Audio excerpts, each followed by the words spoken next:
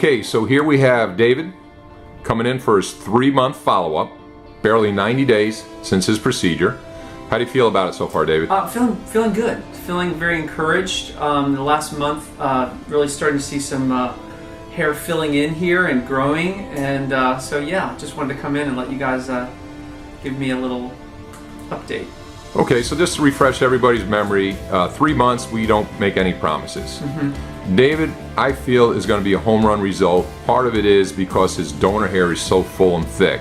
So I always tell people there's 2 things that go into a great result. The type of ingredient you have, the donor hair, and what the doctor can do with it. So he has a top-notch doctor, he has top-notch donor. He's going to be a home run case. I predicted that from the beginning. I think David thought I was just blowing smoke at him, right? A little bit, David? A little bit, yeah. You know, the typical sales guy, hey, you're going to do great, and blah, blah, blah. I say that's everybody, but I don't. I tell people the way it is. If they have poor donor, I say it is what it is, and whatever that hair is on the back and we put it on top of your head, that's what it is. We can't change that. But David has really, really nice hair. He's going to do really, really well. So we're very excited to see at 3 months, he's starting to look good. Now the problem with a case like this, people who don't have the donor are going to look at David and they're going to wonder why they don't have those kind of results. It's just the way it is. Whatever type of hair you have, if you have full, thick, dense hair and it grows very fast, those are the type of cases. Now it doesn't mean you can't do well if you don't have that type of hair. It's just going to take longer, and it may not be a top of the chart home run result, but it could still make a nice difference. So don't get discouraged if you don't have that type of hair. But anyway, so David. So 3 months. Yep. You know, people don't even know I've had. You know, people don't know that necessarily I've had a procedure. I mean, they look at me and I don't think they can tell that anything actually took place. So maybe people I haven't seen in a while. They don't know that I did this, and they maybe just say, hey, you know, you're looking good, but they don't really know. You can't really tell that I've had a procedure, which is interesting. So you're already getting compliments on your appearance. Compliments on my appearance, and not necessarily about the hair. They just don't know. They don't really know what it is. They'll say, "Hey, you're looking good," you know.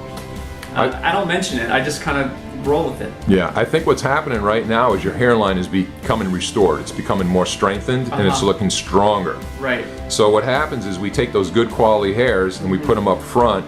And he doesn't have those thin, wispy, fine hairs which give you appearance of someone who's going to be bald in 2 years. Right. So now he's starting to strengthen the hairline. It's becoming stronger, and he doesn't look like he's going bald.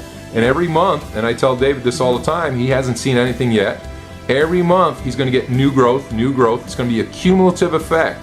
Within 6 to 8 months, he's going to hit it out of the park. He's going to look like he did before he lost hair. And I'm going to tell him, David, you still got another 6 to 8 months to go. So yeah, I'm looking forward to that, and I just think that, you know, the first couple of months it was a little bit sparse and the process was just beginning, but 3 months is pretty fast, so I'm feeling very encouraged that I have this result at 3 months. Okay, so now we're going to ask David to tilt his head down, and we're going to take a look at the top of the head. So you're going to see all this fill in the next year. It's going to be very exciting. Most websites don't show you the top-down shot because you can see how good you look with the head up. It's tough to look good with the head down, right. But we're very confident in our work, and we're going to see that top fill in as more hairs grow. He needs that full year.